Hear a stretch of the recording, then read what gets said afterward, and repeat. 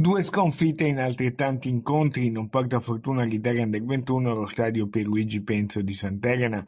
A Venezia i Paesi Bassi passano e in pieno recuperano infilano gli azzurri in contropiede, pur essendo ridotti gli olandesi 9 uomini per 2 espulsioni e vincono così il match per 2-1.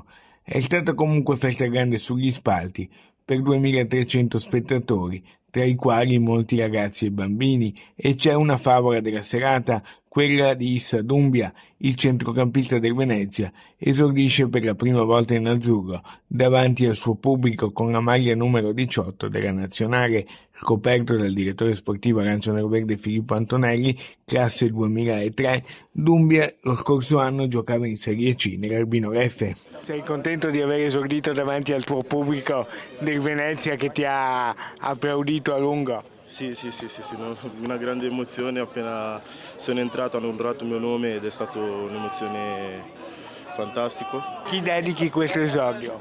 Ai miei genitori. L'analisi della gara affidata al commissario tecnico il padovano Carmine Nunziata, poi un bilancio ai nostri microfoni del capo delegazione dell'Italia Under 21 Giancarlo Antonioni. Gli azzurrini continuano la settimana di preparazione in Veneto. Lunedì saranno di scena al Tombolato di Cittadella nella partita contro la Danimarca, sempre alle 18:15.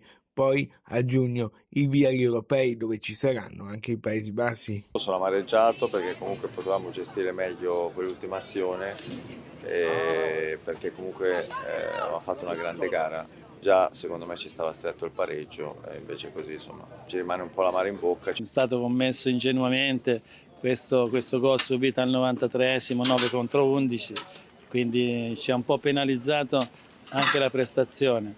Però credo che poi anche alla fine siamo contenti della prestazione e non del risultato sicuramente.